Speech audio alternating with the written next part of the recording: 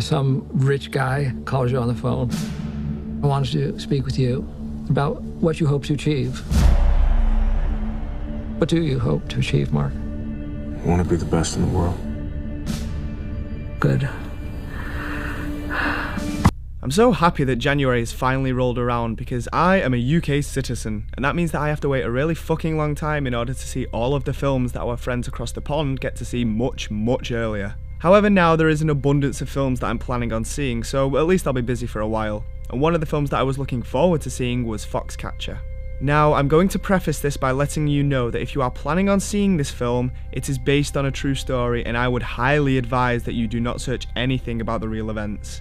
Going into this movie blind will probably result in the best watching experience. That being said, I am going to be talking about the general events that do happen, and though I assure you that I won't spoil anything, I'm sure there are people who want to know as little as possible about this movie. If you want to hear my general feelings, then click here and it will take you straight to my ending summary. If not, then let's enjoy. The story of Foxcatcher is the story of the USA Olympic wrestling team leading up to the 1988 Seoul Games and the subsequent events that followed. The main players that were involved in this affair were wrestler Mark Schultz, played by Channing Tatum, his brother David, played by Mark Ruffalo, and eccentric billionaire John DuPont, portrayed by Steve Carell. This is a drama which just happens to have a sports backdrop. The essential element to this film is the development between Mark Schultz and John DuPont. It's such a surreal chemistry they have together which explores all these different facets that a connection between two people could have. We see a gradual blossoming as well as a fragmentation of their relationship. At times, John can seem very paternal towards Mark, whereas other times they're both equal to one another, and other times Mark seems to have undergone some Pavlovian training from John himself. Both characters are cut from the same cloth. They are both attempting to fill a void created from a history of feeling insignificant. Mark is struggling with living in his brother's shadow, whereas John needs to validate his stake in the dynasty that his family has created, a dynasty which truthfully he has no right to be part of. The way that he facilitates this is through the coaching of the US wrestling team. Finally, he has his own chance at glory. The movie has a very tragic quality about it. The characters harbour a lot of sadness, and some of their actions I don't agree with, but you can at least see where this behaviour stems from. Although one thing I would have liked to have seen explored more is exactly why Mark feels inferior to his brother David. The film did a good job of displaying that Mark does in fact feel as though he's overshadowed by David, and a point is made in the movie to continually refer to him and make allusion to David, making him ever present in the mind of Mark. Although it was one area where there wasn't really enough solid reasoning for the audience to not necessarily sympathise with Mark, but at least understand him more. As for John, I thought the filmmakers really did a good job of exploring his psyche, a man obsessed with self-image, and he wants to be shown as this fantastic upholder of American success. The film feels as though it's always on the precipice of something bad about to happen. From the moment that Mark arrives at the estate, everything suddenly becomes more cautious. Holding such a foreboding tone for the duration of the movie was a very good choice from the filmmakers in my opinion.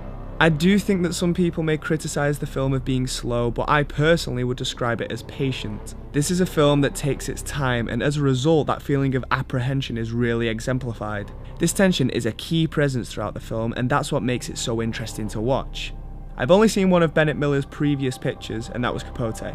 That and Foxcatcher do share some similarities, however Capote was held up by a fantastic performance without enough conflict to keep it interesting, in my opinion. But Foxcatcher doesn't have this issue. It has enough conflict and it isn't overindulgent with it. The movie understands the importance of silence. Speaking of the director's previous works, let's talk about the acting. Bennett Miller seems to have become associated with directing career-defining performances, and once again the performances in this were great. Channing Tatum and Mark Ruffalo were really good. Their chemistry as brothers is very physical and a good parallel between the interaction of Mark and John. Everyone here gives a very transformative performance, and a lot of that is due to the makeup. It worked very well and it never took me out of the film. And a quick kudos to Mr. Tatum. He and Mark Ruffalo trained under a wrestling regime for many months which really enhanced the authenticity of the more physical sections, but Channing went from an already big guy to an absolute powerhouse. Yet the performance that everyone and their mothers is talking about is Steve Carell, and it's clear why. I did legitimately forget that Steve Carell was the man playing the role of John. He portrays John DuPont fantastically. He's a character who seems completely removed from any sort of social interaction. He begins with this very forced sincerity and eventually displays a complete lack of comprehending any sort of consequence. John DuPont is the result of a dynasty held up by eggshells. The film also looks very nice, and this adds to that anxious tone of the movie, which I do find to be the most distinctive element of Foxcatcher.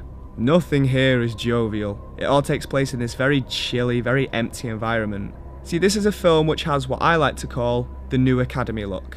Basically, it's a style where if I were to choose a word to describe it, it would be neat. The camera is very static and only pans when it needs to.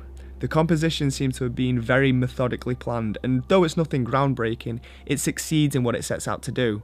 Its open frame shots are these really wide angle images, often showing an expansive location. It takes a lot of pride in its aesthetic. And the final thing that I think needs to be mentioned is the real life story of these people.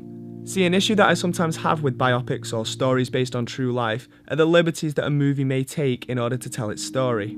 Let's take something like Dallas Buyers Club. Now, I like that movie, but I personally have to regard the elbow room that it allowed itself as a negative. I understand the point of adaptation for different mediums, but I think you can only go so far.